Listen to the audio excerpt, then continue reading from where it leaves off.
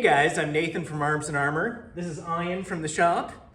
If you've ever gotten a sword from us, he did much of the most beautiful work on it. Good job.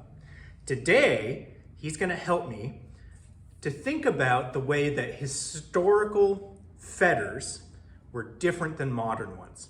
Stay tuned. So, you've seen this before if you watched some of my videos. This is a replica that I made of a historical 16th century training sword that's in the Higgins Collection at the Worcester Art Museum. The tip on this is 0.3 millimeters thick, right? And modern fetters, we often have a point that is extra thick for safety. Now, if you're wearing regular armor or clothing and you get hit with this, right, it's not going to cut you.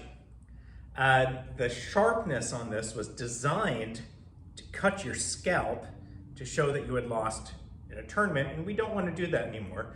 But I was thinking about the mechanics of these things, and I want to do a little demonstration about the way that this different blade geometry of a really stiff fort and a really thin foible impacts thrusts. Now, if you've read the 16th century German masters like Meyer or the other Meyer, M-A-I-R, right, you'll know that there are few thrusts with longsword, and it's mostly a cutting art. And I think that these artifacts with this particular end geometry show us why. So first, Ian's going to come up here a little bit. I'm just going to thrust with a regular one of our fetters, our Fechterspiel, against him, so you can see the way that it bends in the thrust, and then we'll do it with the historical one too.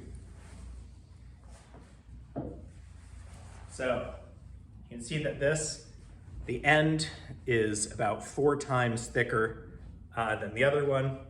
And if I plant this against Ian and I push, see where the flex is, right?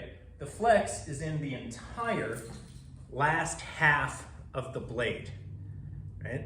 It flexes like this, which absorbs a lot of the energy and allows the sword to be safely thrusted with. Now this one is interesting because when I put this here, look where it flexes, right? It's all in the last foot of the blade. It's out here where it's really thin, right? Now, thank you, Ian. The reason not to fence in the way we do with these today is not that they're too dangerous because they'll cut you.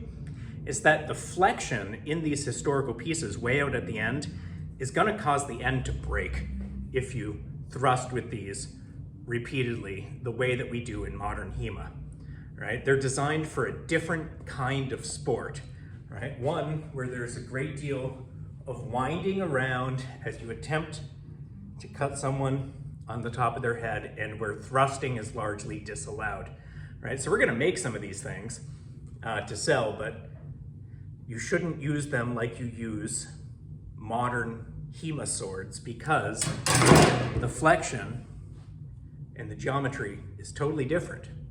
So we're gonna do some more experiments with these things as we get closer to actually offering some of them.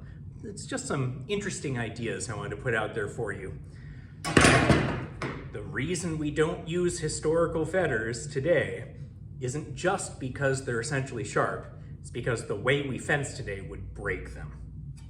Take care.